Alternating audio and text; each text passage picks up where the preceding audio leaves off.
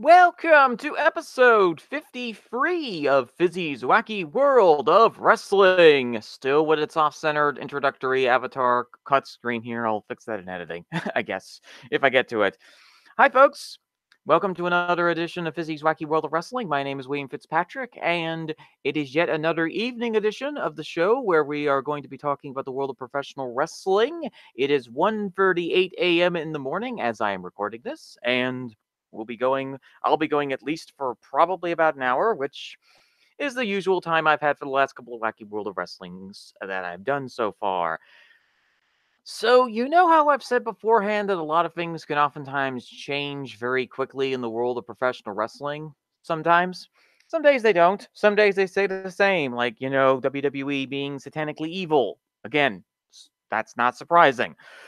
Or TNA being the original Donner Party of professional wrestling, although recently they've kind of stopped doing that and have actually been, well, just a second tier promotion that is doing some decent, if somewhat questionable things, or the occasional backstage drama. And ROH is the boat that is about to sink itself into the Caspian Sea at this point. But regardless, the hollow thunder of wagons. You may be wondering what the wagon part is, and if you are a regular viewer of this podcast, you know exactly what the wagons are. That's right, folks, they make yet another reappearance. It's the Donner Party of professional wrestling, or the Donner Parties of professional wrestling. And the wagons are on this also hollow of evenings. We are only a couple of days away from Halloween, which is Wednesday, the 31st of October. This is being recorded on Saturday, the 27th of October. And, well, we've had a bombshell week in the wrestling world, and the week isn't even over yet. We have an Evolution pay-per-view to deal with in the upcoming week. I was originally going to cover the Mae Young Classic on episode 53, but I have postponed that because there's a lot to cover this week. And, well, unfortunately, we have to start off with something a bit somber to start things off. I remember a few years ago when Daniel Bryan announced his retirement from professional wrestling, and it happened to be on a week that I was doing the Cage Side Speaks for Fastlane around that time period. And I did a segment, and I pulled an audible about 30 minutes before the show started and basically said to people, let's do a segment on Daniel Bryan, and let's talk about what he meant to people as he was announcing his retirement at that point in time due to concussion issues. Um, well, didn't think I'd have to do that again, but, well, I myself am here to talk about somebody I've talked about in the past. On the opening segment of Monday Night Raw, Roman Reigns rocked down to the ring noticeably thinner than he has been in the past, not wearing his usual assortment of tactical armor gear, but wearing street clothes. He had his hair braided up, and he looked upon his Roman Empire and informed them of an absolute bombshell. One that everybody in the professional wrestling world, be it professional wrestlers, professional wrestling media, professional wrestling personalities, and professional wrestling fans, have all had to gather and kind of reevaluate themselves this week because, well, for the past several years, Roman Reigns has been one of the most decisive individuals, not named John Cena, not named Hulk Hogan, not named Brock Lesnar, not named any other controversial figure in the history of the world of professional wrestling. Roman Reigns is somebody that everybody talks about. Whether positively, negatively, or please stop talking about this subject and let's focus on somebody else, like the fringe D-list wrestlers on the Monday Night Raw or SmackDown rosters. For the last several years, it has been this influx of this, that, other things, ideas, fantasy bookings, delusions of grandeur, and pure insanity and madness have befallen when we talk about the beloved by all Roman Reigns. Well, he truly is beloved by all this week. He named himself Joe because Joe's got leukemia.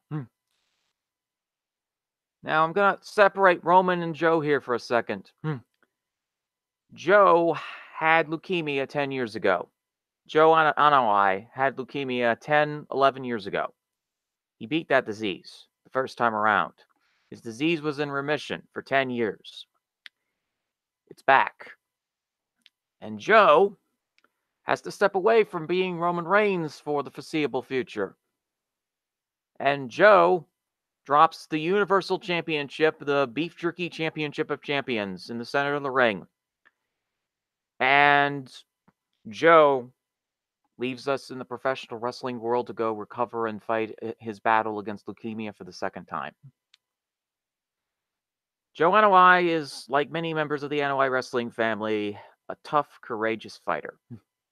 I wish him the best in his recovery from this disease for the second time.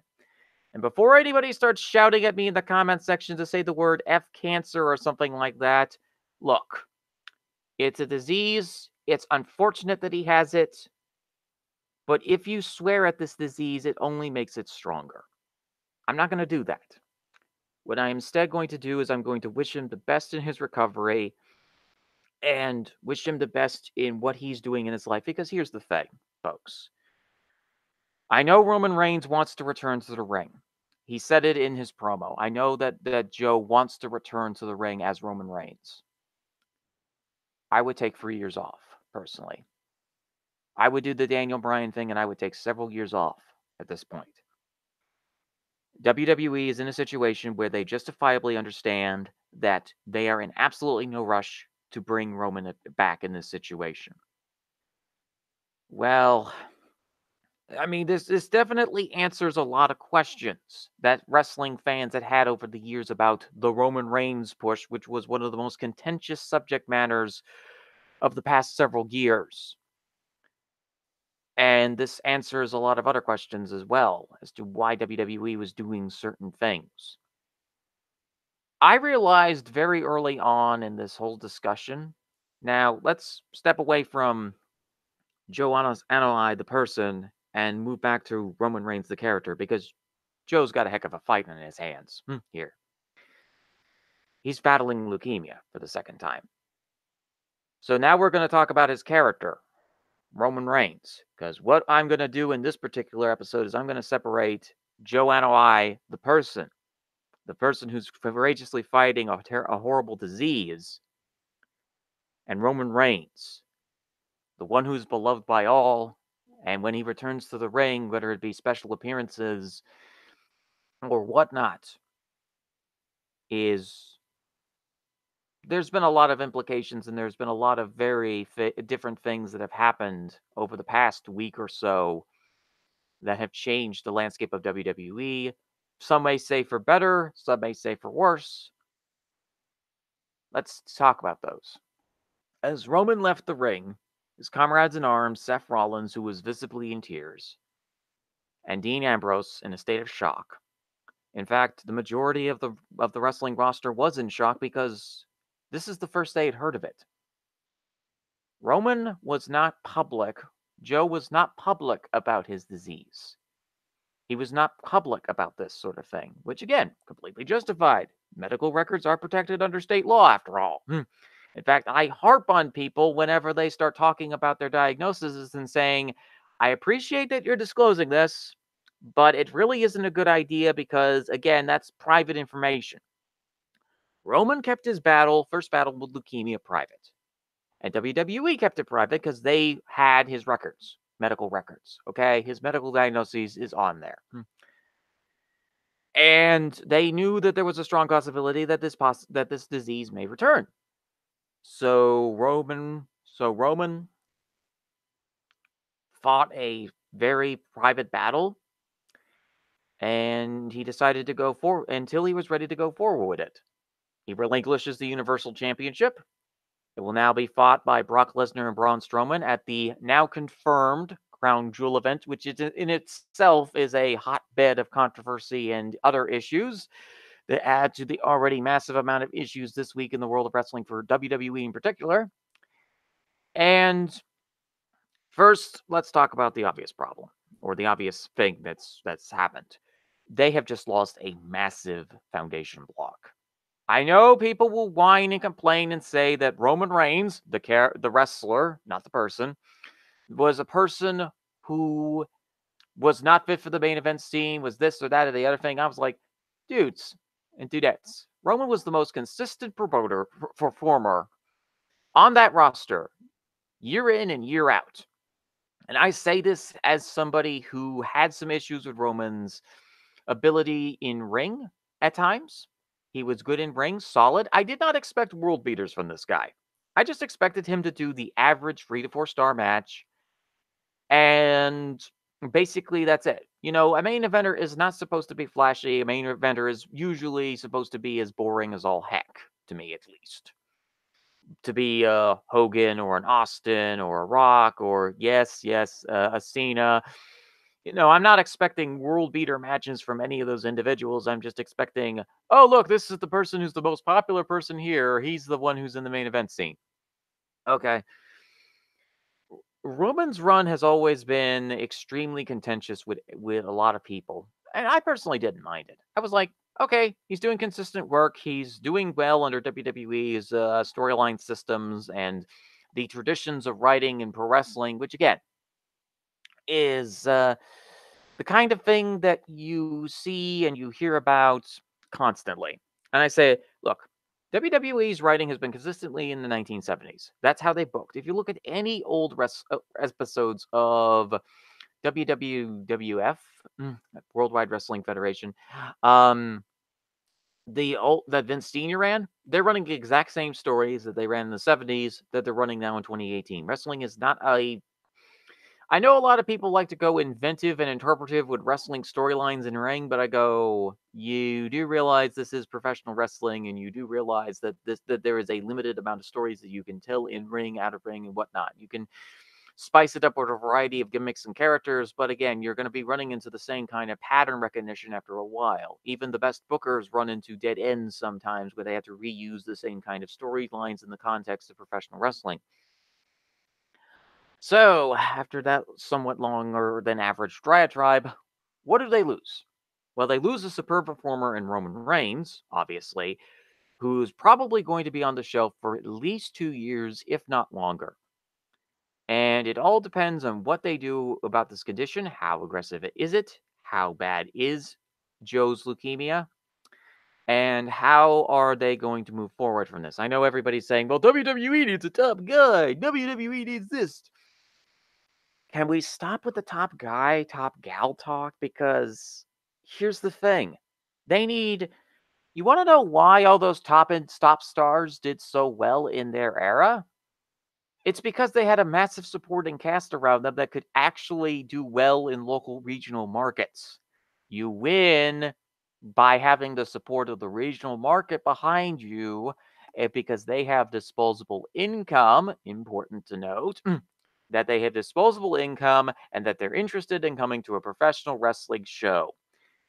A distinction that has become more and more tribalistic and clique infested and let's do more theater, but let us be this individual club of artists and theater denizens who will force anyone out who disagrees with our standards of art.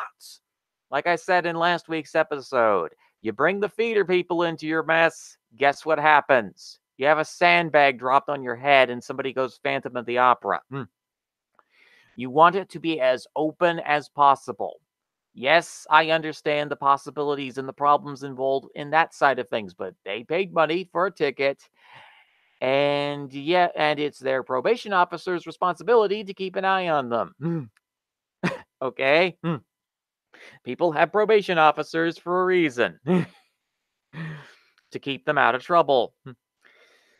If you're worried so much about the problematics, why not, Prohibition era alcohol sales if you're so worried about people causing a ruckus at a wrestling show? That's a solution. Nobody talks about that, but that's a solution. To continue on from my standard points of how to make things in professional wrestling better, or more specifically, let's talk about WWE. Now, WWE is in a very interesting position here. Obviously, they have had to very quickly turn Braun Strowman back babyface. And, another thing happened as a result of this Roman Reigns bombshell announcement. To say the least, the reaction in the professional wrestling world has been of near universal concern and get well sued and thank you Roman messages across the internet, even amongst the so-called haters, who even everybody's now having to look into the mirror and reflect upon themselves and say, did I just spend the last 5 years either fanatically supporting Roman Reigns or fanatically hating Roman Reigns? Because it kind of feels the same to me on both sides. And I was historically very neutral. I liked Roman Reigns, the wrestler. I felt as though that his fan base could have been little bit better controlled and not get themselves into so many gosh dang fights with people. But then again, wrestling is all about feuds and punching each other in the face for some reason. Instead of logically going, oh, hey, somebody's trying to sucker us into this next feud or angle. Let's see how this goes here. And I've always waited until the pay-per-view for my final judgment on how this is going to work. I've always been open. This idea could work, or this could work, or that could work. Because again, professional wrestling is supposed to be, in my view, at point inherently silly. This whole, we are serious. Wrestling is serious. Look at us do this abdominal stretch. Yes, it's a move from the 1950s. Yes, you do it very well. Yes, you're very old school. Thank you for that. There is a place for you. That's the thing right now. It's all this sort of bizarro tribalism, collectivism thing. And right now, both the haters and the Roman supporters are now faced with this bizarre thing going on where the person that they either idolize with near psychotic fascination or hated to the point of burning effigies with with hay and scarecrows are now having to both reevaluate things at this point. Because Joe's fighting a very serious battle at this point. Joe's gone at this point in time. Character of Roman Reigns has left the building. And we are stuck with who exactly? And I know people are going to say again, top guy. I'm going, well, here's what you have. You need a number of pieces around you to build a good roster and to build a good rotation in any professional sports league. This is where the sports part in professional wrestling comes into play. You need a good roster around it. So what do you have? Braun Strowman. Immediately, my confidence is now down by about 55% at this point. Brock Lesnar, who may or may not be leaving for the greener pastures and massive money paydays of UFC that is currently trying to struggle for its mere existence. Drew McIntyre, let's hope he doesn't break his leg again, who is currently feuding with Braun Strowman. Dolph Ziggler, who still works here. On the SmackDown side, people are saying, well, they need stars, they need stars, they need stars. I'm like, can we stop obsessing over the so-called B show at this point? They're both the A show. Some of them will have good luck, some of them will have bad luck, some of them will focus on certain divisions and certain strengths and certain weaknesses. Enjoy those things about those certain strengths and weaknesses. Because again, there's a lot of wrestling right now in the WWE network. They've got how many programs now that you're now demanding that they cancel for some reason? Instead of thinking about it beforehand and saying, why don't I just enjoy this thing that is currently on my screen right now? And leave it at that. Enjoy what is currently on the screen. I mean, 205 Live apparently has some of the best wrestling right now. I'm not currently watching it because I don't really have a lot of time on my hands for watching wrestling right now because I've been relatively busy, even though I have 6 open days and a 7th that I do for my business, which is selling microgreens to restaurants, by the way. There's a lot of wrestling out there for you to enjoy. And I have been watching some wrestling. I've also been watching a lot of old WRC. But to get back to the wrestling point, and then what they did was a nice little gesture there. They decided that, well, on the night that everybody least expected it, Dean Ambrose was going to do something unimaginably good. Well, he won the Raw Tag Team titles from Drew McIntyre, who was apparently going monster hunting, and Dolph Ziggler, who still works here. And he won them and celebrated with Seth Rollins. And then he proceeded to murder Seth Rollins, which immediately catapulted Dean off of a list of indifferent wrestlers to, this might actually be a guy I might be somewhat interested in watching for the next couple of months here. Yes, folks, Dean Ambrose has finally turned heel. and he turned heel on Seth Rollins. Yes, you may have been wondering about the wondrous joy in my heart as this happened. The smiles and happiness of Dean repeatedly walloping Seth with a chair or dirty deeding him in the ring. Yep. Yep. Dean, you are officially off the indifferent list at this point, and you're basically gravitating towards the like list because you're feuding with Seth Rollins. Now, look, in fairness to Seth, I know everybody's going to say, well, this is the babyface feud that's going to set Seth Rollins up to the top. You remember his heel run in 2015? The one where he inevitably crashed and burned, and it wasn't just due to WWE's creative writing team. It was due to the fact that he was completely in the worst role possible as this sleazy-looking, greased-up prairie dog. You know, heel did not really work for Seth Rollins. He's the high-flying, Jeff Hardy, crash and burn babyface. Surprisingly, the comparisons to Jeff Hardy were actually a lot more accurate than we expected, especially with all the legal issues he's had over the last few years. Thankfully, due to the interventions of Joe, that would be Joe Anoa'i, aka Roman Reigns, who's been basically sort of a morality pet for Seth, and basically saying to him, I'm going to do to you what I did to Enzo Amore by chucking him off the bus if you do any more stupid nonsense. If you want any sort of drama to end out of a locker room, you put a Samoan in charge of the locker room. The drama ends almost immediately. Everybody works together. You might hate each other. You might want to stab each other with daggers, knives, pens, and Funko Pop figures. But when a Samoan is leading the locker room, none of that nonsense happens. And that's the thing that's going to be missed the most. Who's going to be the replacement locker room leader for Roman at this point? Because Roman's influence on WWE cannot be understated. Sure, he may have been one of the most despised, loathed champions at the time when he got his first crowning, or the time that he literally took a missile launcher to The Undertaker and blew him sky high to smithereens, where only his hat and jacket remained. Amazing. They actually managed to find an Undertaker imposter to face DX at the Crown Jewels show, along with imposter Kane.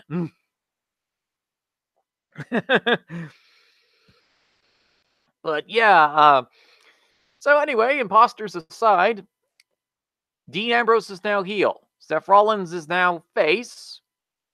A face that Dean is lovingly going to hit repeatedly over the head with his fist.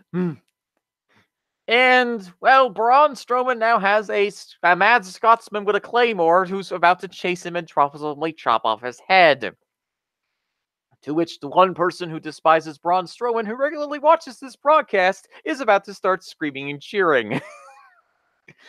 Especially if Drew decides to 911 chokeslam him, like 911 did in ECW against the Clown, which got the greatest babyface response ever in the history of that company.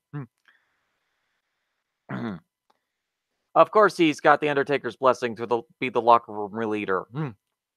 I think I think it's by default tradition. I think the Wild Samoans were the original locker room leaders back in the 70s for Vince Senior's Federation. And yes, I am looking at the live chat at this point. Currently, I have 4 viewers watching this podcast at 2:02 a.m. in the morning. One of those viewers is me to keep an eye on the live chat. Of course, he's the locker room leader. Like, nobody's going to question a Samoan who wants to be the locker room leader unless they want to have their entirety of their skeletal system removed from their body.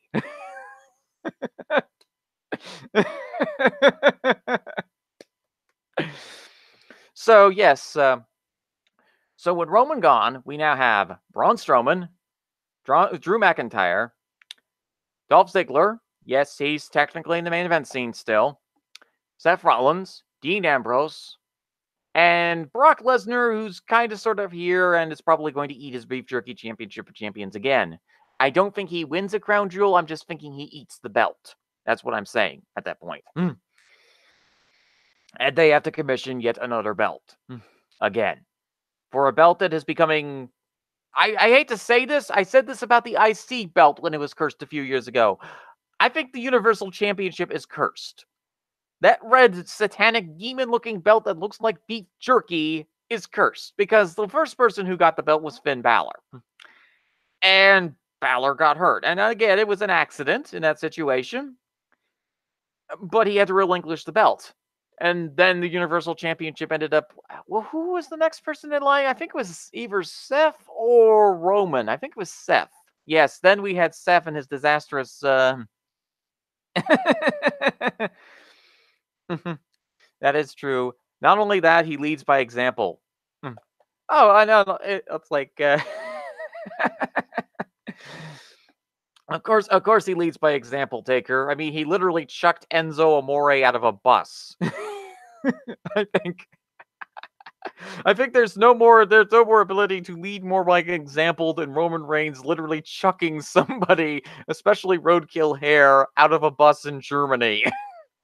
Admittedly, now people said, why didn't he chuck him in front of the bus? It was a bus in Germany, and we know how time efficient Germans are when they're doing anything. Like, a German bus driver or a German train conductor would basically start a profanity-laden rampage about making the bus 5 minutes late. So he threw him behind the bus. So you have this situation now where you have a lot of interesting pieces. Unfortunately, now Bobby has a shoulder injury. Bobby Lashley has a shoulder injury, and he could have slotted in nicely as the nice upper mid-tier heel at that point in time. Kevin Owens had knee surgery, and he's going to be out 6 months to possibly a year, depending on how it goes. Sami Zayn is out injured, and all of the other stuff happens. And then this Roman bombshell hits, and suddenly WWE's Raw roster needs a complete reshuffling after. Well, they don't really need to do a reshuffling until at least the Royal Rumble. They've got time because the fall season is typically the off season of professional wrestling, except for the local indies that run independent wrestling shows. And at that point in time, it's like they're doing events. They sometimes do events for the holidays. And in this particular case, we've got Evolution coming up. Then we have Crown Jewel, which is the continuation of one of the world's most awkward arranged marriages currently in the public world. And now you have your main event changed. So now Roman is no longer here. Braun Strowman and Brock Lesnar will be facing off for the Beef Jerky Championship of Champions. The Braun Apocalypse is likely going to be unleashed upon the desert. Oh boy. Braun Strowman winning a championship belt. I know that there's going to possibly be near universal cheers or near universal booing and the possibility of a few people using fallout shelters when that inevitably happens. But again, it's probably the most likely outcome, and we already have a ready-made feud in the form of Drew McIntyre, who, as I've said beforehand, has gone completely crazy Scotsman and is trying to cut Braun's head off with a claymore. Shades of the Berserker there, except more authentic. Instead of crazed Viking, it's crazed Scotsman. So we have that whole bombshell situation. The entire roster hugged Roman after he went into the back. Everybody was shocked and surprised, except for those in the inner circle who knew what was going on at the time. And credit to the inner circle. They didn't talk about this at all. This was Roman's medical information. His medical information was private. As I've stressed beforehand earlier in the episode, I stress about keeping information about that sort of stuff private because, again, it's nobody's business as to whether or not you have a horrible, possibly terminal disease. And if you want to reveal about it yourself, you reveal about it yourself. You don't rely on a proxy. You don't rely on anybody else, except except yourself or the person that you have hired as somebody to announce an official statement that because you're in too ill of health to actually say what you need to say in that situation. You're basically busy fighting for your life at that point. So we have several ready-made feuds and a continued confirmation as to why fall is one of my favorite seasons in professional wrestling because there's absolutely no pressure. There's no pressure. You're not dealing with Maniac season and everybody going completely crazy and insane about their faves or people fantasy armchair booking WrestleMania 35. I mean, this at this point in time, since Joe is taking a several year-long vacation, Joe Anoa'i, not Samoa Joe, he's currently busy trying to eat AJ Styles. He's gonna have the hobo with some beans, which I assume it will be delicious. So let's see. On the one side, you have the Universal Championship, which will either be contested by Braun Strowman or Brock Lesnar. And folks will have to decide which one of those potential hells is the one that they prefer. you know, it's a really interesting situation into that. You know, then you have Dean Ambrose versus Seth Rollins. Then you have the possible dissolution of the Dolph Ziggler and Drew McIntyre tag team. Then you probably have the Revival getting the tag belts back at some point, either by beating Dean and Seth or by beating Drew and Ziggy as if they reclaim the belts. And I love it whenever they do the hot potato on the tag belts because it actually makes the tag division interesting for a couple weeks. Because again, you never know who's going to win the belts at that particular stage in time. The IC belt is probably still going to be held by Ziggy until somebody else comes along and knocks him down. I mean, basically, it would be the equivalent of a gust of wind at this point. Raw at this point is looking okay, and SmackDown is looking okay as well. I know people have been incessantly complaining about the rosters for those two sides for months on end, but again, they have people to fill the needs, to fill those spots at this point in time. They've got people from NXT to call up. They've got all of these sorts of things to do in this situation. And I'm open minded enough to realize that while it may not necessarily be perfect, which again, people want the most perfect roster imaginable, and they, because the world of fantasy football, like what has happened to Vince McMahon, has infested their brain. I feel so bad for fantasy football players because it's kind of like the alien sport known as soccer or football in the rest of the world. I really don't understand fantasy football. Like you're picking players and you're doing this fantasy RPG thing where they accumulate points, I guess. But yeah, so Raw's looking like it's going to be needing a total restructuring at this point after the Royal Rumble, and SmackDown is okay, I think. I think that them being the consistent brand at this point, although the world of sport, not the British wrestling TV show, but the sports itself might be coming to SmackDown in 2019 because Fox is starting to get heavily involved in the executive process for SmackDown.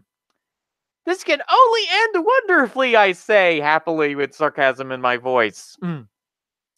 Oh, goody, you're allowing the Fox executives to run SmackDown, Vince. This isn't going to blow up in your face badly at all. No, sirree. It's like the same thing with your son-in-law running your developmental program. It's not going to blow up in your face at all, even though the investment results for Q3 point a very different picture at this point. So, the Q3 results released this week for WWE, and they are a very exciting read. And I'm going to point you over in the direction of the WrestleNomics team of Chris Harrington and Brandon Howard Furston, because they did a comprehensive review of WWE Q3. You can find them on their social media at Mookie Aganya and Brandon Furston, I think is his handle. And you can see their results and the data crunching that they've done. But overall, the news is things are down this year in this particular quarter. And I know people are going to say, well, they have no true stars. No, it's because of the fact that the economy is kind of just sort of in neutral at this point, and that okay, this is the best you can get, about 160 million. Okay, that seems like a reasonable number, for WWE to gain this particular quarter. Um, it's not going to be perfect. Again, like I said, it's not going to be a perfect situation. The ideal world where the best wrestlers are in the best spots and the worst wrestlers of all time are on the unemployment line or anything like that. But instead, what you have in this situation is a solid roster on Raw's side and a solid roster on SmackDown's side. And while it is incredibly unfortunate for that Joe has to leave us for a while, Joe Anoa'i is going to be back at some point. I'm not sure as a wrestler, but I would not mind him having an induction in the WWE Hall of Fame. I mean, that much I think would definitely. I may not like Hall of Fames. I don't, unless they're a regional Hall of Fame where they showcase the regional accomplishments of a particular person or performer. I'm not a particularly big fan of global Hall of Fames because they usually are so weird. Uh, like the WWE Hall of Fame, for example. Okay, it's just a celebrity Hall of Fame with wrestlers in it. Uh, I wouldn't mind Roman Reigns getting an induction. Especially since he's fighting something so serious at this point. Um, but this kind of puts an end at this point to the 5-year near continuous feud of Roman Reigns the character and the weighted symbols, the weighted scale that has been presented at the center of an ancient temple with giant boulders waiting to crush anybody who either agrees with the left side of the scale or agrees with the right side of the scale, instead of going into the middle and saying, Roman Reigns, you've had a really good, really solid run. And hats off to you, man. Same thing that happened with Daniel Bryan. Same thing that happened with John Cena and his inflated elbow of doom. And now the next person has to step up to the plate at this point. I would prefer it to be persons, as I've repeatedly said at this point in time. But you know full well the people are going to be pointing that one is the guy! That person is the guy! That rock is the guy! That lamp is the guy! That ladder is the guy! Personally, I wouldn't mind a ladder being the top guy in a wrestling company at this point, since the ladders are considerably more confident and don't have as many conduct issues as professional wrestlers do. I mean, Pro Wrestling's ladders have not been busted for any substance abuse issues or performance enhancing drugs, and they happen to be very solid workers. But again, in my mild tangential point at this point, again, like I've said, wish Roman the best of luck in his recovery, wish Joe the best of luck in his recovery. Like I said, I'm separating the character from the person because Roman is such a hot topic issue, but this week has been basically a week of quiet peace and not a lot of yelling. Except when next week comes around and WWE decides to start booking people in the wrong directions that people feel, and then there are mass riots throughout the entirety of the various different tribes to see which one of their faves is going to be pushed next to the top of the heap, in which they will inevitably hold an iron sword out at the top of the mountain and then get struck by lightning and fall down to the pits of doom. That is how the cycle works in WWE at this point. And it is a cycle that, again, is likely going to be continuing. But anyway, the WWE this week has had a lot of ups and quite a lot of downs this week. So what happened in NXT? Oh, Johnny Gargano became finally evil. I hate to say I told you so. I've said it for weeks. I hate being right. I told you so. I told you they were going to make Johnny into a villain. And Tommaso is going to be in for quite a shock when Johnny inevitably backstabs him in the back. Again, this time as a heel. And Tommaso becomes the heroic babyface champion that we all know that he can be. Yes, Tommaso Ciampa. Babyface champion. It's the role he is perfect for at this point. If it's not him, I know people say he's despicable, but again, he's rallying against Full Sail. He's not rallying, and their faves. He's not rallying against anybody else. He's rallying against a deranged cult, okay? And Johnny Gargano, who has been literally consumed by the cult of Full Sail, and has become Psycho Johnny. And Velveteen Dream and Lars Sullivan are fighting for the number one contendership, and Aleister Black has to fight Johnny Gargano again, which I'm certain he is definitely looking forward to, he said sarcastically. When Nikki Cross whispered in his ear and said, "Oh, Johnny was the one that hit you in the leg with a tire iron." I love that expression on his face on on the last week episode of NXT where he goes, "Oh, Satan's heck, I have to face Johnny again." Because Johnny has been the literal annoyance, the literal thorn in Aleister Black's side this entire time. So much so that he got so annoyed at Johnny Gargano basically yelling, "It was me! It was me! It was me! Johnny Gargano! Johnny Wrestling! Look at me!" Again. That he probably kicked him in the face. To which I applauded and actually saved the gift for. You know what's really weird is okay, so to get back onto the top belt thing, Vacant is the top guy currently. Vacant is the best top guy. Vacant hasn't had a 5-star match yet, Taker. He hasn't wrestled against inanimate objects like a bucket with the Mexican flag painted on it or a ladder. Although at this point, a ladder would actually be much better option than Johnny Gargano at this point, because at least the ladder would stay silent, unlike Johnny, who is going to go for the whole Darth Vader Sith clone thing. Oh, great. They've been binge-watching Star Wars at the Gargano household, haven't they? Oh, boy. So there looks to be some kind of angle that is developing between Johnny Gargano, Cassius Ohno, who is now returning to Evolve to steamroll everyone in his path, which I suspect might start up an angle for Evolve, because you know how Evolve is. They do these whole sort of wacky little angles, and it's actually going to be broadcast live on WWN, because in the past they have not been able to broadcast WWE event matches, which I assume will be put on some kind of best of Legacy collection or unseen matches, the matches that WWE possibly didn't want you to see. Okay.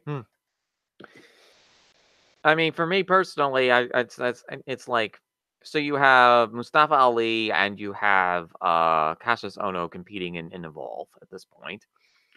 And now you have NXT suddenly has something that is equivalent to a mid-card, which I have been harping on them constantly for not having for a number of months now. Except that that mid-card at this point is being held up by Aleister Black, who's possibly the most sensible wrestler on this roster. And think about that for a second. The guy who basically does not look out of place out of a satanic cult, ironic given the fact that it is Full Sail, is your top babyface, along with Nikki Cross, who is also a top babyface, despite her character. And that the evil ones are usually the so-called babyfaces. In any other promotion, in any other world, or any other roster, barring Lucha Underground and its repeated attempts at sacrificing people, now they're the heels. Cassius Ohno is steamrolling everything in his path, like the giant death murder blob that he is. And we might be getting some more turns from this particular angle. Are they recreating Age of the Fall? I'm going to have to go ask Rev about that. But, like, okay, this is yet another attempt for them to revitalize yet another indie angle. And Johnny getting so angry and disillusioned for not beating Tommaso in some of the most dull, lifeless matches I've ever seen, apart from the first one, which was, again, kind of carried mostly by Ciampa, and Gargano was there. Look, I get the whole storyline implications and stuff like that, but it displayed a lot of the traits, the very worst traits of indie wrestling, where the indie excess comes into effect. If they call this stable, if they call this new potential Johnny Gargano evil stable the excesses of evolution or something like that, I would not be surprised in the slightest. So now we have EC3 is in the mid card now and is being beaten down by the Undisputed Era of what? Exactly. I've never really been sure about that. I mean, as long as it leads to Adam Cole eventually turning babyface, yes, I know I have harped on Adam Cole, baby, for the last several shows or so, but I really feel as though his best spot is babyface at this point. Look, he's got the huge support from the Floridian crowd. He's a Florida local. Make him the babyface. Make him the championship wrestling for Florida default babyface. And, have him, have Black, have a solid babyface roster at this point, and you're not really calling anybody up yet at this point, but there might be some call-ups later on. Because they're starting to get smarter about call-ups in the NXT world. And I know a lot of people, including myself, have said, oh, well, NXT's got a bunch of draft busts and stuff like that. But again, the wrestling world is unpredictable and can change from week to week.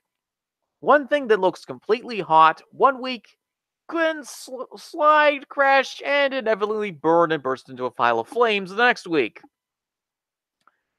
Nobody in professional wrestling in our year of Lord of Savior 2018 and even in past years knows what the heck's going to happen in the world of professional wrestling one week to the next. Even if you say that you're some kind of mind reader, or you can see into the future, that there is an unpredictable streak to wrestling that has existed for centuries upon generations. From a plane crash happening that basically destroyed most of the Southern wrestling scene, and with the exception of, unfortunately, leaving us with the abomination known as Ric Flair onto the world. At least Charlotte's decent. Oh, and I hear the sounds of pitchforks and torches, the sound of Charlotte, North Carolina declaring martial law on somebody who disagrees with Ric Flair being one of the greatest of all time or something like that. And praising Charlotte Flair because she's not her dad. And actually is fairly decent when you put her in the right spot. So, yeah, that Becky Charlotte feud has been basically the classic example of Terry Funk versus Ric Flair. The only time I've really enjoyed Ric Flair in a feud was when Terry Funk was trying to burn his eye with a cigar. Because Terry Funk oftentimes brings out the best in even the most mid-tier of performers. And, that was a feud in 89 that was relatively well done. It was either 80. Yeah, it was 89. I think it was. So, Evolution's coming up. I'll have my thoughts on Evolution later on in the week, I guess. I think I will probably be doing a recap of Evolution along with the Mae Young Classic to tie into everything. And, just had to talk about this whole Roman Reigns thing. And realistically, and, that things have gone from awkward to even more awkward in the world of professional wrestling for WWE at this point. And, I think the thing is, look, dudes in turbans and white robes, you signed this deal with WWE. I mean, I know someone said that this is WWE's thing, but dudes, you signed WWE to this deal. And they're going to go forward with Crown Jewel. And I know that a lot of people will possibly disagree with that, and a lot of people will hate that. Personally, I've got very little issue with it. Because I cannot think of the most ironic of ironic hells to bring Vince McMahon's flying circus of doom, death, and destruction into your country for a pay-per-view event. After the last pay-per-view went so awkwardly. No number of comfy red couches with pillow cushions is going to save you from the 7 levels of hell that is going to be unleashed upon you because Vince McMahon is insane. And he will get even with you. I'm going to do what the Philadelphia 76ers did all those years ago with that whole trust the process thing. And I'm going to trust Satan to do his Satan thing. And this is going to be a really interesting and very awkward situation. At least Braun Strowman's probably not going to be winning a green belt this time. Green belt probably filled with kryptonite. So NXT's War Games is possibly going to be set up, continuing on for NXT. And we also have a women's match for the NXT Championship at Evolution. And for the NXT UK Championship at Evolution. Okay, this is a really solid looking card, as I said last week. We'll have to see if that solid looking card actually turns into something that's really good. I'm not going to be proclaiming best pay-per-view ever when the pay-per-view itself hasn't even happened yet. I'm not going to jump to conclusions, start dancing around the woods, and accidentally step onto the nearest landmine. That's what happens 9 times out of 10 with these pay-per-views. Some pay-per-views that look incredibly good on paper end up being a horrific disaster of Hamletian proportions. Other pay-per-views that look completely horrible and trashy actually turn out to be pretty good. Like Hell in a Cell this year. Okay, so we have War Games coming up in about 4 weeks, I think. We have Evolution coming up this week. We have Crown Jewel coming up on November 2nd. Then we have, I think it's Survivor Series is up next. Oh, Survivor Series, one of my favorite pay-per-views. Wonder how that's gonna go this year. Um, I mean, well, Survivor Series in 2015 was kind of an important moment for me. It got me back onto the road of podcasting, as it were, with my first appearance on Cage Side Speaks. So I've always had a special place in my heart for that show. And well, Survivor Series is coming back again. And well, we will see what exactly they come up with in that particular show. It's probably going to be Team Danny Boy and his pack of deranged law gnomes versus Team Miz and his miserable teammates that he has likely had to bribe a large amount of money to even be his teammates for. Except Asuka, which he bribed with Funko Pop figures. And Zack Ryder, who he also bribed with Funko Pop figures. Because if there's any universal currency in the wrestling world, it is Funko Pop figures, for whatever reason. I don't really get it. That's another thing in the world I don't get is those strange plastic things that look more like hurling objects than actual things you would display on your desk.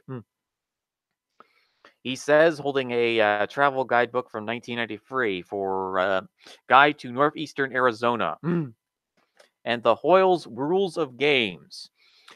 Authoritative instructions and scoring on over 100 cards and parlor games, including Bridge, Poker, Canista, Gin Rummy, Solitaire, and Scrabble, by Albert H. Moorhead and Jeffrey Mott Smith.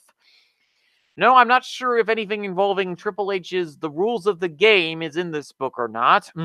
Was published in, I believe it was its original first printing was the 1958 for the New American Library of Literature, and there was also a copyright date of 1946 on here. There's also a trademark for Scrabble. Yeah, I don't know if Triple H's The Game is on here at this point.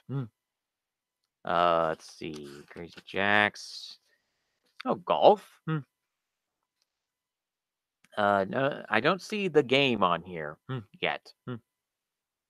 Railroad Insurer is on here.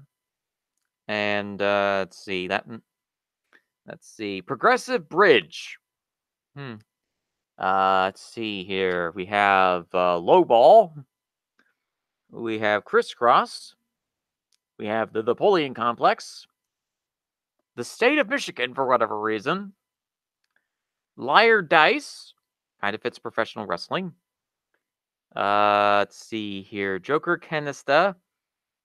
Honeymoon Bridge. I've seen Wrestling Weddings. It never goes over it very well. Cutthroat Bridge. Oh, there's perfect. That's perfect. Cutthroat Bridge. That describes NXT in a nutshell when it inevitably stabs its fan base in the back again. Yeah, I'm just reading over this rules and games description booklet, and okay, so shotgun booking, quotations, the bird cage. Let's see, matador, fish, hazard. Goran's system of contract bridge. It has enough alliterations that Vince would hate it immediately, I guess. And, well, this has been an awkward week in the world of professional wrestling, and Hoyle's Rules of Games kind of sums it up. You either lose a game or you win a game, or at this particular... Vince again, Kennedy, McMahon, insane, really. Oh no, Taker! Not even the in-rings, not the in-ring injuries. Vince has always been insane. I mean, but that's the perfect kind of insanity to unleash upon a desert nation. I mean, that's why the State Department didn't intervene in this situation when it came to Crown Jewel. They're basically like, let's sick the 72, 73-year-old man on the KSA at this point, who at this point are basically thinking, well, this has been an awkward month and a half. In the continuation of the 11-year-long most awkward arranged marriage between sports wrestling entertainment and a government authority. And no, I'm not talking about WWE and its relationships with any other countries as well. Most likely the United States, you're thinking. That's at least what I'm thinking. And that's Sanford, Connecticut. Sanford, Connecticut. I keep calling it Stanford. I need to call it Sanford, Connecticut. And the giant colossal tower that has spews out lava with Vince's face on it. I mean, we already know that Vince is Satan, and we already know Vince is insane. But again, that's kind of the best. That's kind of the best solution: is release the insane, crazy person onto this desert. Heck, why not airdrop Hulk Hogan? It's the equivalent of airdropping something very unpleasant onto a nation. And no, I'm not talking about a nuke, because Hulk Hogan is probably worse. Unfortunately, this dearest island nation has been affected by the horrors known as Hulkamania, and has had their internal souls absorbed by this man as he attempts to return to professional wrestling's prominence. The last time such an infestation happened was the 1980s, and the end result of absorbing the souls and happiness of all the children of the world leaded them to become jaded, jean wearing, black t shirt wearing, rock and roll wearing, attitude era punks. Yes, I'm still under my belief that Hulk Hogan absorbing all the happiness because he was hulking up basically turned every childhood wrestling fan of the 1980s into a jaded attitude era smark or bark or whatever you call yourselves. Because all of the happiness had been absorbed from their bodies. Powered by a forsaken child indeed. Oh my goodness. So the awkwardness of Crown Jewel, the unfortunate reality of real life coming in and proceeding to promptly sucker punch everybody in the room, and, well, Roman Reigns, Joe and I leaving that room to go fight a very courageous battle. And, well, Evolution coming up. We'll see how that goes. Again, I'm being neutral about Evolution at this point because you never know how these things are going to go. As I said beforehand, a pay-per-view that looks great on paper could end up being a total disaster. And then we'll hear about 50,000 pages of people complaining about, well, my armchair booking would have saved Evolution. Let's just enjoy Nikki Bella and Punch here, strong styling the ever-loving bejesus out of each other as they literally recreate Vader versus Nobuhiro Takeda from 1995. UWFI shoot fight for the win! But it's been 2:35 a.m. I think that I'm gonna end this edition of Fizzy's Wacky World of Wrestling. This has been Williams Fitzpatrick. Thank you for those of you who came into the comment threads today, i.e. Taker. And this has been the Hollow Thunder of Wagons. Episode 54 will likely be coverage on Evolution is a Mystery, only robots and, well, whatever change you can see at this point. I'll think of something involving a title with that show, and you can follow me on Twitter at Fitzpatrick14. I post updates about Wacky World of Wrestling on the Twitters. I also occasionally post in the nightly thread to let people know that, hey, a new edition of Wacky World is coming up. I'm also starting to do a thing where I am also posting episodes of Wacky World of Wrestling on the fan post section of CagesideSeats.com. I'm doing that irregularly at this point. I've got episode 51 already posted. Episode 53 is likely going to be posted as an afterthought recording. And I will see how this whole podcast turns out. And for those of you who are waiting for the next edition of Wacky World of Wrestling, it will likely be coming in a couple of days after Evolution, or it will be coming next week, either Thursday, Friday, or Saturday. I don't have a set schedule at this point.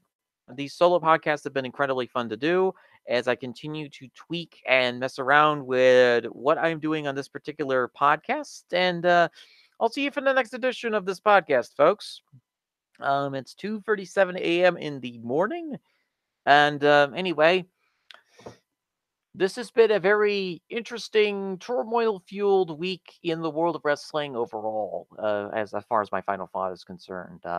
Stock market prices going down, WWE confirming that they're going to a desert country that is now in the process of going, I'm not sure if we exactly want these people in our country at this point, and Roman Reigns stepping away from professional wrestling for the time being. and going to fight something very difficult. And with the utmost of seriousness, like I said, I wish Joe and I, aka Roman Reigns, the best in his recovery from leukemia. And everybody else has wished him best of luck. And if you want a more emotional, in-depth look at Roman Reigns and all this other kind of stuff, I'm going to be certain that Shooting the Breeze will likely be covering it this week. Um, Overall, I I do want to give a little bit of a minor apology. I don't know if people thought I would be extreme about this or as calm as I've been, but here I am talking about professional wrestling this week and the various things that might happen. And like I said, I'll see how this turns out because this is a little bit of a sudden episode for me. I was going to be doing something else, but and then it turns into a freestyle random episode about main roster WWE. But this has been episode 53, the Hollow Thunder of Wagons. Fizzy's Wacky World of Wrestling is signing off here at the 2:39 a.m. mark. Have a good day, ladies and gentlemen. I'll see you next time for the next edition of Wacky World of Wrestling, which will probably feature about 25% more Joshi death and other wrestling related things. Bye!